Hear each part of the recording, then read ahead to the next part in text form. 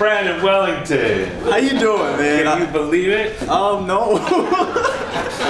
It's a pleasure to be back here, honestly, man. Thank you guys for setting up all of this, and thank you guys for coming out. I really appreciate your time. I know we could be anywhere in the world today because we got that freedom, but you're here today, and I appreciate that.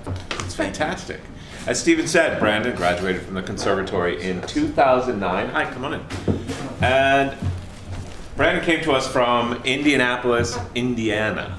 Yeah, it's not a small town. People think it is, but Indianapolis is the largest city that's not next to a body of water. Fun fact, I just like throwing that out from time to time. What, it's like 800,000 Okay, all right. What was it like growing up in Indianapolis? Rough, man. I grew up in lots of different parts of the neighborhood. I mean, I started off in probably a bad neighborhood where maybe 3 or 4 of my friends that I grew up with are dead now.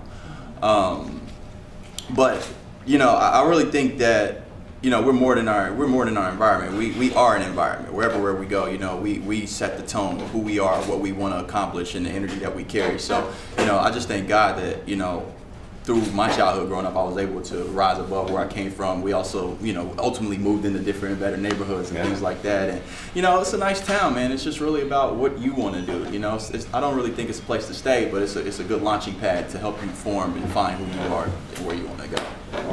When Branden was young, he got into spoken word, into poetry and rap. Is that right? Yeah. How did that happen? You know what? I used to get suspended from school a whole lot. It's like 3rd or 4th grade. It was actually one year I had 21 write-ups, 18 in-school suspensions, and 3 out-of-school suspensions. For what? I don't remember. It's too many.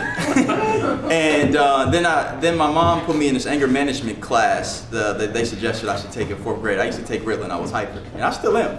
But and then she gave me this book, this poetry book, when I was in the 4th grade. And the inside she wrote, she's like, "Hopefully you will find a new way to channel all of your energy. I love you." And then I read this book, and I used to read it all the time. And then that's kind of where the dream of poetry had started in my life. So it started in 4th grade. It's amazing. Yeah, and then I had my very first poem read across the school intercom when I was in elementary school. That was weird, but it was fun. And you stayed with that, right? You did competitions and spoken word events. Yeah, I did. You know, I never really competed in spoken word until my senior year of high school. Middle school, I had like stuff published in the newspaper, and I started writing things. And then by my senior year of high school, there was this poetry competition that came around called National Poetry Out Loud, and it was a national recitation contest. And then I decided to jump into that and give out my skills. My school needed a representative, and airplane mode. And so my school, they needed a representative, and I used to rap and stuff all around school. I did the school announcements and sat on a lot of different boards and stuff. And so I said, hey, I'll go out and rep you guys. And so I repped them in semi-state, and I don't know how, but I made it through to the state finals. And I was like, I got to clean up my act. And the championship was really tough, and that's a whole nother story in itself. But to answer your question, I stayed with poetry, I stayed with rap. I feel like we have so many gifts, and we got to figure out ways to use those gifts to influence your life, because there's never just one thing that you can do. We all can do many things, and you got to channel that energy any way you possibly can. Branden, when he was only in high school, also played Othello in his high school's production of Othello. Yeah, that was How was that? It was very tough. It was my very first play, and they decide to cast the leads in like January, because the thing goes up in the spring. And so we spent 3 months beforehand before getting the rest of the cast and just trying to get the prose down. If you read Shakespeare, you know it's not our everyday language. But I think having a poetry background and a background in rap and things like that, it really helped me to adapt to the language and the rhythm of things. And it was my very first role. And every time I go back to my school just to say hey or meet up with people, they always say, "Oh man, you were great in Othello." And at the time I had long hair that used to come all the way down to my back. And so I played like a general with like one braid going all the way down my back. It was fun. Were you good? You know what? At that time, if you would have asked me, I would say, yeah, I'm good. But looking back on it, I probably was bad. That's fair enough. I think we all pretty much have that experience of looking back and thinking, I didn't have any idea what I was doing. When you were in high school, you also kind of found yourself being an activist. Yeah, you know what? It was, the suspension didn't stop in elementary school. It honestly led all the way up to high school. And it wasn't until I was 16 that I just said, you know what? I want to do something. And I just decided to talk to people. And one day I was sitting outside the principal's office. There was this kid, he was getting suspended. I knew him from the neighborhood that I grew up in. I didn't live in that neighborhood anymore. And I was just talking to him about, what do you want to do with your life, man? How old are you right now? He's like, I'm 16. How long do you think the average person lives? He said, maybe 60 or 70. So I was like, okay, so you already used up 16 of your 70 years. So you got about, what, 54 left. What do you want to do with the next 54? And he was like, I don't know, I haven't really thought about it. What are you passionate about? What would you love to do for the rest of your life? You could get paid to do that one thing. It could be something as simple as sleeping. What would you want to get paid to do for the rest of your life? He said, I don't know, I have to think about it. And I said, so that's your equation, you're 1654. That's what I'm gonna call it, you're 1654. That's your new equation. Figure out what you want to do with the next 54 years. And then the principal had came out of his door. He said, listen, you didn't know that we were listening in on you when you were having this conversation. I'm looking over your schedule. You got art. You're not an artist. You can't draw. I was like, it's true. And what are you doing? Extra English classes and a gym class? I said, yeah. It was my senior year. I went to summer school. I had free time. So I took kind of boring classes just to get through. And he said, I think there's a way we could use you. And so he set me inside an in-school suspension every day for 2 periods a day. And I would talk to the kids that would come there and get suspended, and just trying to talk to them about what they want to do with their life and how they can get out of suspension and then move towards other more productive things in their life. And that's just kind of how it all started. So I feel like it was full circle. I went from being the guy being suspended to helping people not be suspended. How did you find us? I was playing around on the internet. I was just telling Steve Cheney this story. I was about 14, 15, and I made up my mind at this time, you know what? I'm gonna be an actor. I want to do acting, and that's why I went to my high school. It was a magnet school that focused primarily on theater, humanities, and art. So I decided to go to that school, and I was thinking about what I want to do with life outside of here. So I was online, and I found New York Conservatory, and I said, wow, there's some people who went to the school that's successful and that's working out here in the real world, and I know some of these faces. I think I want that for myself. And so I always told everybody, yeah, I'm going to go to school in New York, I'm going to go to school in New York. They didn't even know who I was. I never called them. I never sent an audition tape. I just knew that I was going to come here. And I made up my mind at 15 that that's what I was going to do. And then after my senior year of high school, I sent you guys a demo tape, and it happened. Can I read to you what we wrote about your audition? Can I proofread it? Can I proofread it first? The only thing I want to say, I'm sorry, Brandon, but the only line I'll read is... No, read it all. Go. Okay for 2-year, not okay for scholarship. What do you think of that? You find out quickly that nobody knows nothing.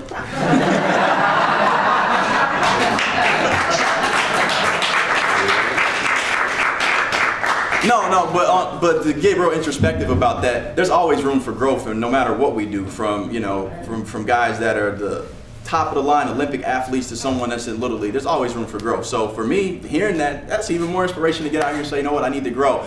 But luckily for them, that poetry competition I was telling you guys about, it's kind of like the National Spelling Bee, but it's poetry. And so I made it to the national finals, and we go through 100,000 kids nationwide, and then I ended up placing second in the whole country, and I got a scholarship from there just from doing poetry. And then I decided to take that. Tens of thousands of people. Hundreds. Right? Thousands. Hundreds. Yeah, it was 100,000 people that competed that year, and I ended up placing second in the whole country. I was the #1 male performer that year for poetry. Yeah. And after I got the scholarship from them, I had a demo tape come into those guys. I was supposed to meet them that same weekend next door in Ohio to audition in person, but I couldn't make it because I had to be in Washington, D.C. to compete for nationals. So I'm thinking, all right, cool. Lord, I already got the scholarship now. Hopefully I can get accepted into this school. And at the time, I was actually in the United States Navy, and they made a deal with me when I joined in January of 2007. They said, hey, I don't know why, but we like you. And then they's like, I don't know why, but we like you, and I'll make a deal with you that I usually don't make with people. You seem like you really want to do this acting thing and go to school, but this Navy seems like a plan B for you. He's like, I'll make a deal with you. If you can get a scholarship and get accepted into that school you wanted to from now on the time you graduate, I'll let you go from your contract and you can go pursue your dreams. And 4 months later, I got a scholarship. I got accepted to that school that I wanted, and they wrote me an honorable discharge in July, and I flew out here in August to start my very first day at NYCDA. So what can you tell us about your first day at NYCDA? I was in this classroom, man. I was in this classroom. I was just telling them my first teacher, the first teacher I had that I met was Stephen Perlmutter. It was for Meisner.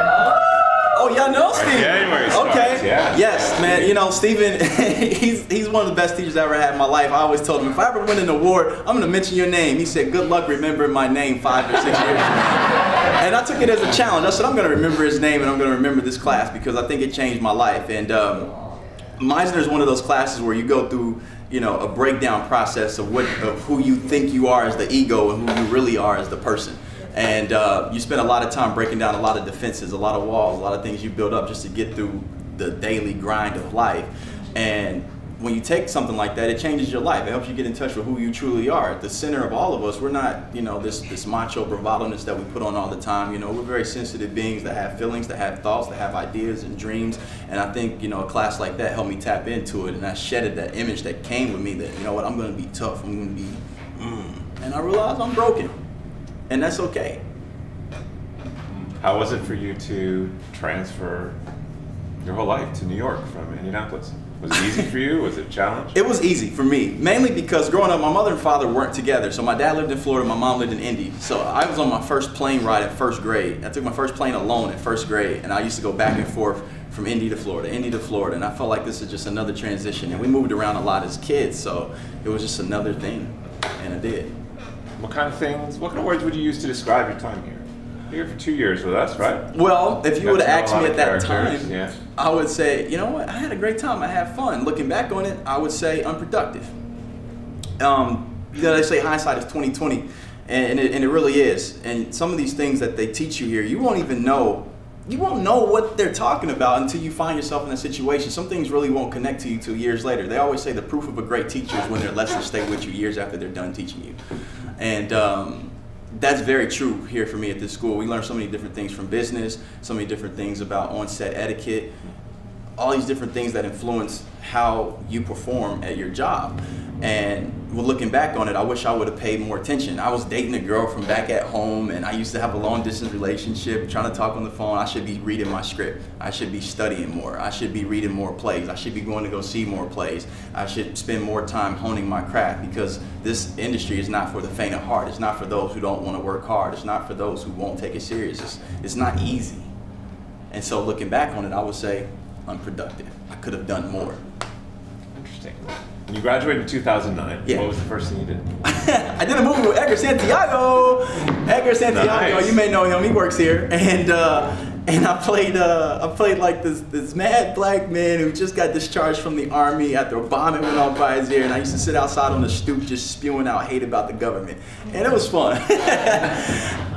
But I've never seen the whole movie. It was called Upper Yorkville, Spot Hot for short.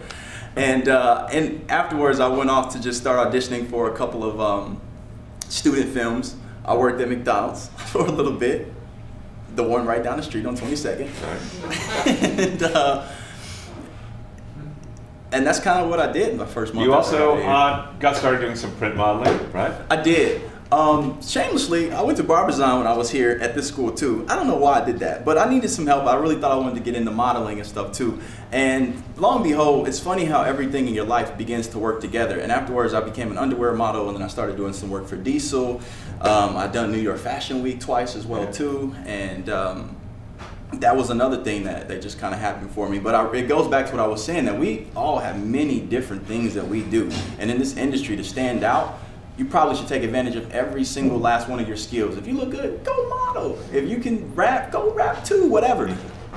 Figure out a way to let your skills work for you. And now we live in an environment where there's really not an excuse for not having more stuff out. We got the YouTube, we got Vine, Twitter, Instagram, video. There's different ways you can market yourself, and all of these things make you much more attractive to buyers, casting directors, producers, you know. Those things work. Go ahead, take the lead. All the good stuff is coming. I was waiting for somebody to leave before you do the good stuff. Hey, good luck on those finals. Thank you. Now, among other things, what's up? You're the in-game host for the New York Mets. Yeah, man, but that didn't just happen. I was telling Joan C when I got here earlier how I felt like I fell into the world of hosting. But I look back on what I did in high school, from like school announcements to talking to people. I guess I wouldn't be surprised that something like that would have happened for me. But my friends and I, we all graduated at the same time, and we live in a house together out in Jersey, and it's 4 of us. We come from different parts of the world, and so we put together a pilot about 4 actors trying to make it in New York City, and we sent it off to a production company. They called us back. They loved us. They said, wow, you guys have really great personalities, but we can't sell this show. And I was like, all right, cool. But we have other in-house projects that we'll love to talk to you guys about that you might be right for. And from there, it turned from a business meeting to a casting. And you have to be aware when people are asking you questions that are in high positions because they're looking for a reason to pick you. They're looking for, no one likes casting. It takes a long time to try to find someone. So they hope that you are that person so they can go on with the next phase of their life. And from there, you know, being aware of that, I feel bad a little bit, but I did a lot of talking in that meeting, and I was trying to encourage my roommates to speak, but I'm like, you know what? I got to get this job, so if you don't want to jump in, I'm going to take it. And then they call me back the next day and say, hey, you know, you're the guy we want to bring in for this. And then next thing I know, I'm going in the next day, I'm sitting in a board meeting full of executives from Travel Channel, and I'm pitching them myself. And strangely enough, they said, I heard you did some poetry. And then I did a poem for them, which anytime poetry comes up, I always feel like, man, this is God shining down on me, letting me do what I do best. And they loved the poem. They called me back the next day to shoot a field test. And then I went through 4 rounds of casting, and then they finally called me back on a Monday and said, hey, you know, we want you. You're the guy for the show. How do you feel? Do you accept? Yeah. Am I broke? Yes. Do I want this job? Yes. And so hosting was never really in my dream, but I think that sometimes you got to be open for what life throws you. You got to ride the wave, or you can get wiped out. And so from there, hosting happened.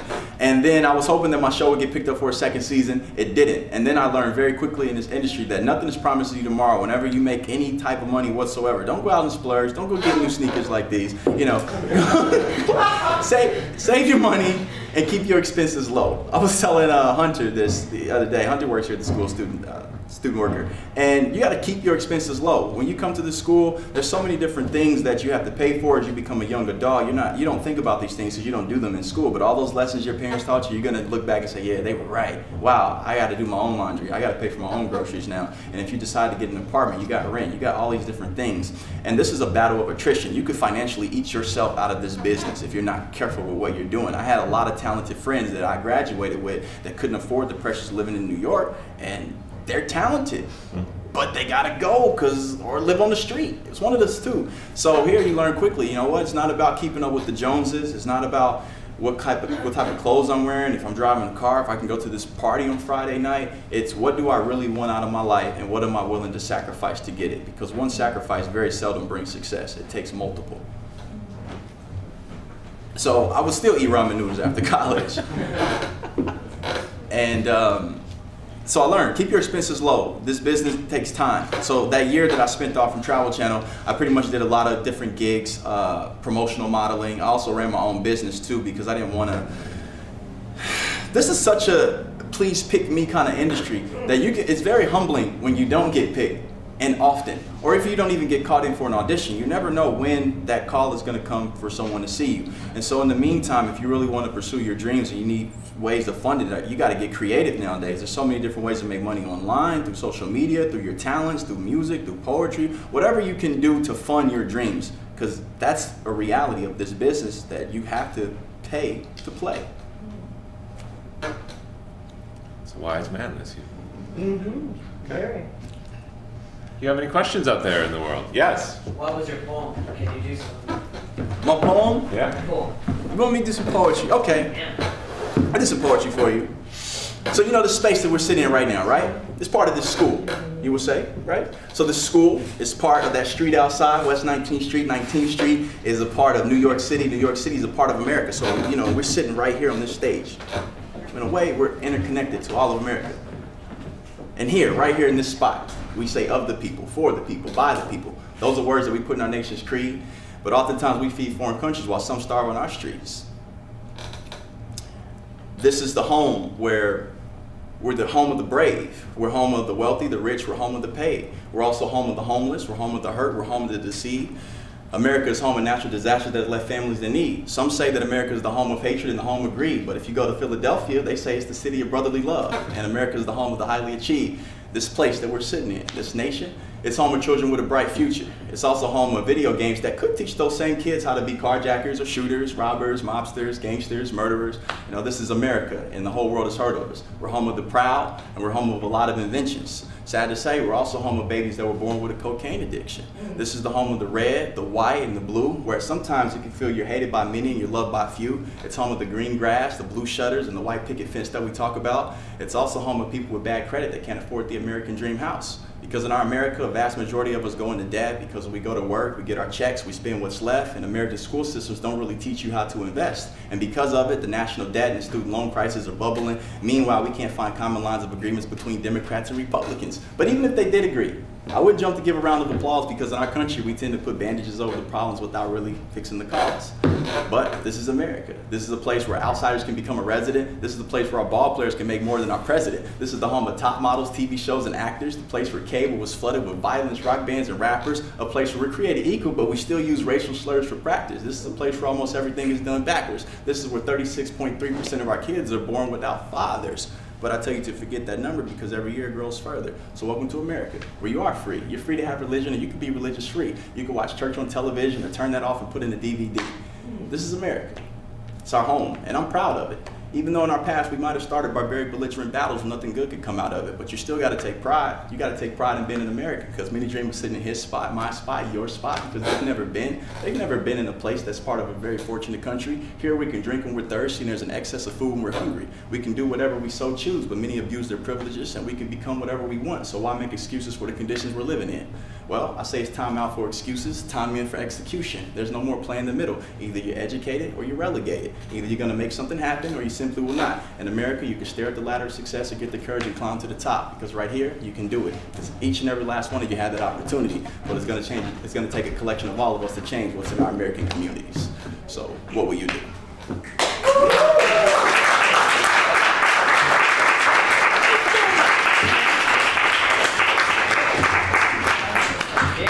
Any other questions out there for Brad? Well, I heard one thing that you talking to Eileen about maybe a foundation and your interaction about that. Maybe that's interesting.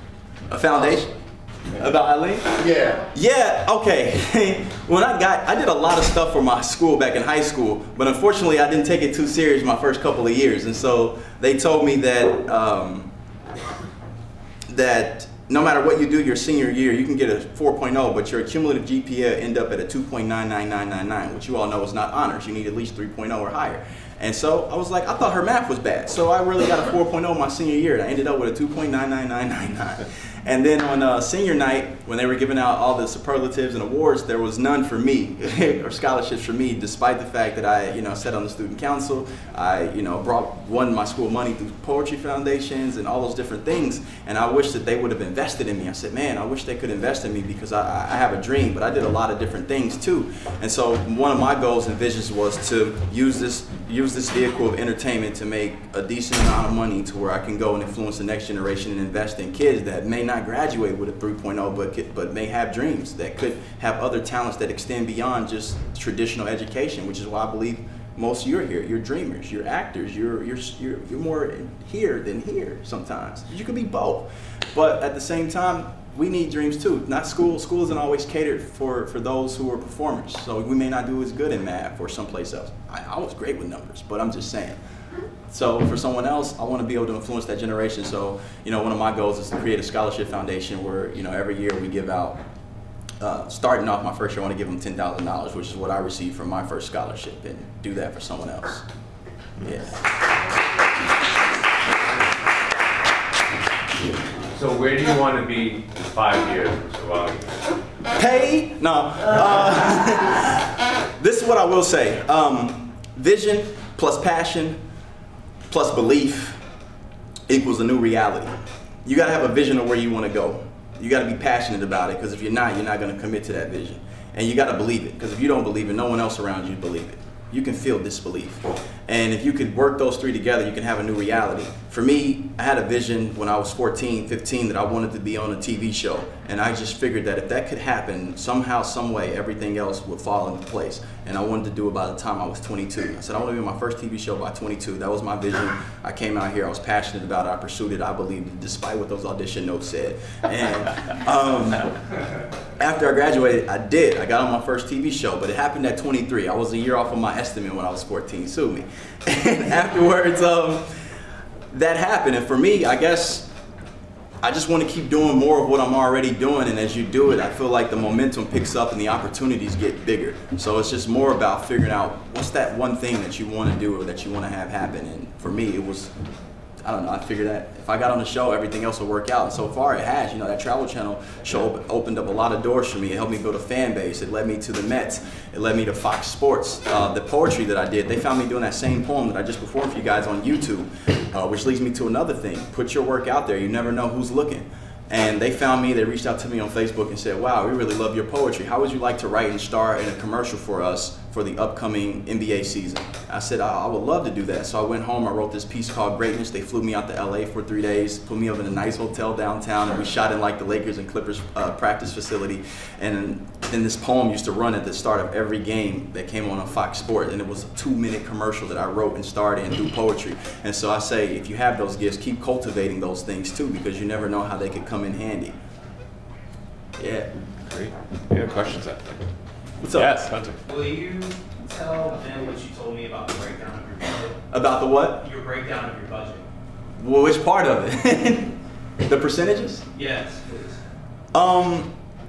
Well, it's easy for me to say now because I make a little bit more money. But what I will say is, you got to be realistic about what you bring in. Like for me, when you come out here, your second year, you may or you may not have housing if you decide you want to do it. This is an investment long term for your life. And for me, I moved in with 4 of my friends, and we had a nice place out in Jersey. Our rent is like $1,600 a month. We break that down between the 4 or 5 of us. I end up paying like $300 a month for rent, which is super cheap. You're not going to get that anywhere. And I live 15 minutes outside of the city. And so one of the things that you have to do is have a financial plan, have a game plan. How can you don't want to work, you don't want to spend all of your time working for someone else, because then you won't have time to go out on auditions. And you'll find that it gets frustrating after a while. You have to say, hey, would you fill in for my shift? Would you pick up my shift? I got an audition at 11. Hey, can I have this time off? And eventually a season came for me where I got hot and they said, listen, do you want to do this movie or do you want to work? And I was like, I'll do the movie, even though it was a free NYU film and I wasn't getting paid. So I lost my job to do a free movie, but I didn't care because at that time I used to save up. You know, when you make money, I think you have to save because you never know when your dreams are going to call and you need to abandon everything else and pursue that recklessly. And so I had like 9 months living expenses saved up, and I decided to take that time and spend whatever I had towards my dreams, and then that's when everything else started to happen. And so back to what he was saying, keep your expenses low. Don't blow all of your money on rent. Forget living in the nicest place in the best part of the city. You don't need that. What you need is a break. You need to get through, and you need not to be working every day so you can be available for this. It's all about availability, and the people that work the most somewhere else, they're not working the most here. So you need to be available for that. It's a numbers game. Whoever hears the most no's wins. So parents, if you're thinking about, hey, should my kids come here and stuff like that? Absolutely. This is a really good school. A lot of people that I know that I graduated with have gone on to have success. They're doing movies, they're doing TV shows, and at a high level. I mean, Hollywood productions. I had a friend of mine who was just in Star Trek. And this is a great place to learn and grow, not just for acting, but who you are as a person. Like I was saying about this Meisner class, this is not just, I feel like it's something that you can learn yourself in, and that's college everywhere. But at the same time, if this is what your dream is, if this is what you want to do, you got all of your life to do anything else. You know, you're only going to be young, beautiful, with all this energy once in your life. If you want to go be an engineer, you can do that at 35, and there's going to be a college lined up that can't wait to take your money. And you can always do that. But to be young in New York City with the energy and the passion to do this, it only happens once. Fuel that dream. You never know what could happen from it. All right, I'd like to thank Brandon for being here. I'd like to say that we might have been wrong about his scholarship. We appreciate you having me.